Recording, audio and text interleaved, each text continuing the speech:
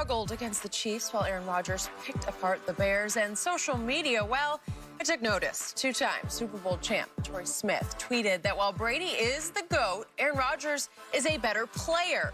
Another Super Bowl champ, Will Blackman, replied in agreement, posting, "It was way more terrifying playing against Aaron Rodgers. I know I'm not the only player who thinks this." So, Shannon, do they have a point? They do, and I think the thing is, then it's hard for people to understand, well, how do you say if he's this, then somebody else is that? And I get it, and it's hard to explain, but I'll try to do the best I possibly can. Skip, Brady is the most accomplished player. He has the title. He has the accolades.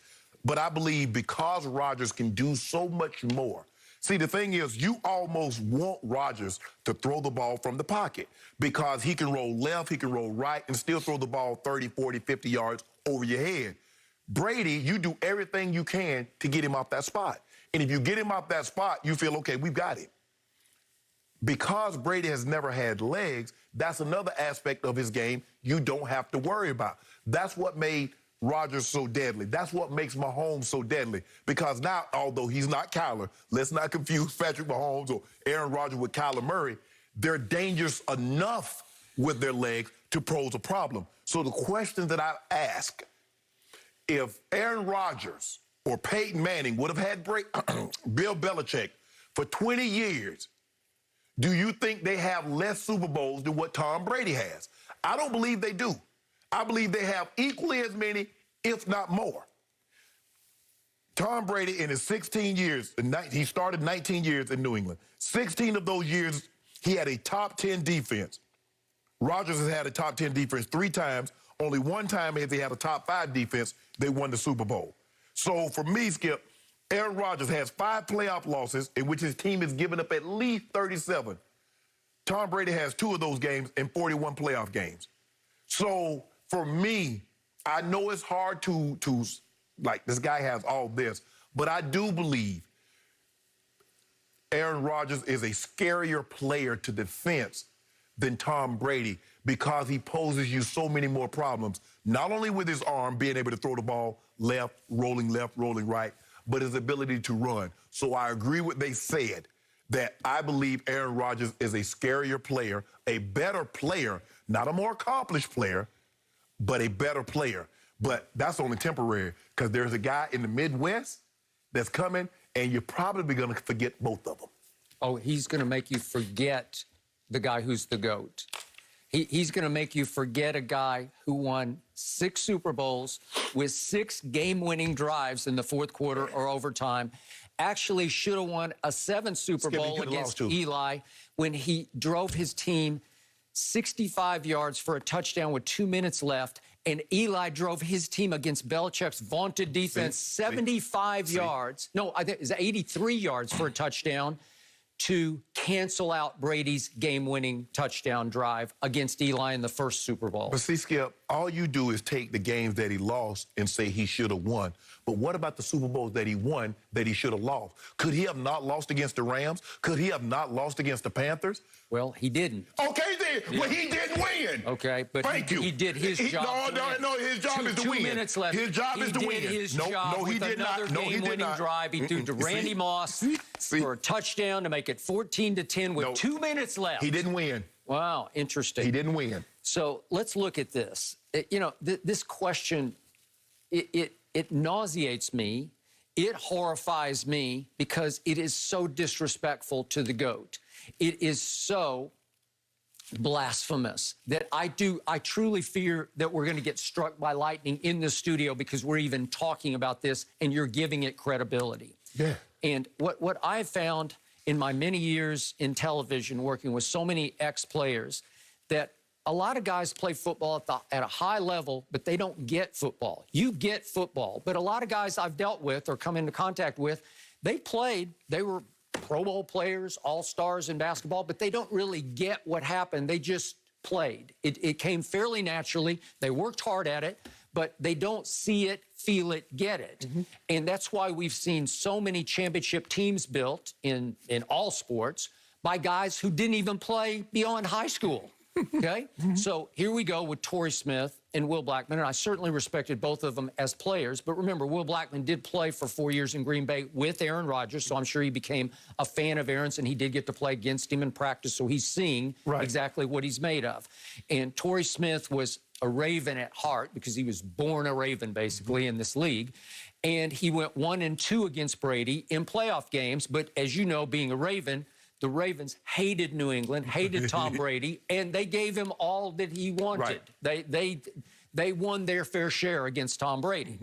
So he was like, quote unquote, the devil for you guys to attack and to try to dethrone New England. So I get that there'd be some animosity that sticks there. And also, Torrey Smith was on that Eagles team that beat Tom Brady when obviously Nick Foles was the MVP for the Eagles, and Nick Foles was, hung up 41 points on Belichick's defense. Okay, so let's just step back and look at this. So Aaron Rodgers is 10-8 in the postseason, and the 10 wins include a wild card road playoff run to the championship. So that 1 year, which was 10 years ago, he won on the road 3 times to get to the Super Bowl. And then in the Super Bowl, obviously it was at Jerry World. So away from the frozen tundra, the hallowed tundra of Lambeau Field, he won 4 games. Those are included in his 10 wins, obviously. And then you look at his since then, he's been 6-7 in the postseason. And those 6 wins since have included a win over the Vikings when they had a receiver named Joe Webb have to start at quarterback, and over my Dallas Cowboys when Dez obviously caught it and they should have won the game, and against Kirk Cousins when he was like 8th Cousins at that point. And then the Giants Odell boat trip game when they came to Lambeau after they had gotten ready for the game the receivers had down in South Beach. And then the Mason Crossbar game in which Mason Crossbar hit 2 intergalactic field goals to cost my Dallas Cowboys a game that Dak Prescott had thrown them all the way back into. So those are 6 of his 7 wins. He had a good game last year against Russell Wilson at Lambeau, and I'll give you that one. But again, Tom Brady is 30-11 in the postseason. Tom Brady has played some of the greatest AFC championship games we've ever seen, especially at Kansas City against my homeboy. 3 straight 3rd and 10 conversions. Defense let him down, though. Okay, but it was greatness personified. You got to watch greatness in the overtime. And then how about against Saxonville when they had the hottest defense in pro football and they come into New England and Brady had just slit his hand open in practice, or maybe it was a home accident, as you suggest. 20 stitches in his hand. If you don't mind me asking, who's the quarterback? Who's the quarterback for Jacksonville? Was it Gabbert? No. Was it Blake Bortles? Yeah. Let that sink in for a second. Okay. Now, you said that Aaron Rodgers going up against Joe Webb, and he's going up against this guy and Kirk Cousins. Okay, Blake Bortles. But he was up against Saxonville in the 4th quarter. They were down 20-10 early in the 4th quarter, and he's got 20 stitches in the palm of his throwing hand.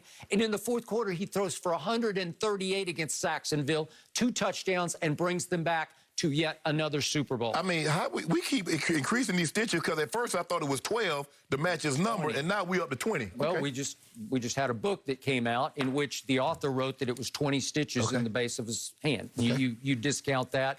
And even the coach discounted it. It was the beginning of the end of Tom Brady in New England because the coach dismissed it as not exactly open heart surgery. So what we're going to do about these 5 games in which Aaron Rodgers' defense has given up 37 points and Brady in 41 has only given up 2 of those games, and one of them was in the Super Bowl. All I know about Aaron Rodgers is I'm going to give you this. He's the flashier of the 2 quarterbacks. He's the more stylish thrower of the 2 quarterbacks. He's got a better arm than Brady. He's cooler. He acts cooler on and off the field. He's a bigger diva than Tom ever thought about being. I give you all that. Are we sure about that? That appeals to these ex-players who are like, he's just too cool, man. I love him. I'd be afraid to play him. But if you really look hard at the numbers, at what happened when Aaron Rodgers went to Tampa Bay earlier this year, what happened? He bolts out to a 10-0 lead, then he goes pick 6, near pick 6, and he folds. He just ducks and covers, and for the last 3 quarters of that game, he scores 0 points. And he did it again 2 weeks ago at Indy. they're up 28-14 at half, and all of a sudden they turn up the heat on him in the third quarter, and he just folds up, So and they get a late field goal to force overtime. So what are we going to do about them 3 fumbles? What are we going to do about all them turnovers? So that's Aaron Rodgers, the fumble. Basdale Scantling fumble. So that's Rodgers' fault. Well, I'm just saying, he's had a history of this in big games. Oh, he's had a history of fumbling in big games? Oh, okay. Interceptions, poor play. Oh, okay. The Seattle championship game, remember that, at Seattle? So the guy not fielding the onside kick, doing not what he was supposed to do. So that's Rodgers' fault. But go look at the numbers that Aaron put up in that game. Skip. Go pull up the scathing criticism of Aaron Rodgers in all the Milwaukee newspapers after that game. Worst playoff game he ever played. Was he healthy? I don't know. He'd had a calf pull, I guess, or calf issue. Thank you. Yep. So how many guys you think can play with a calf pull, regardless of the position?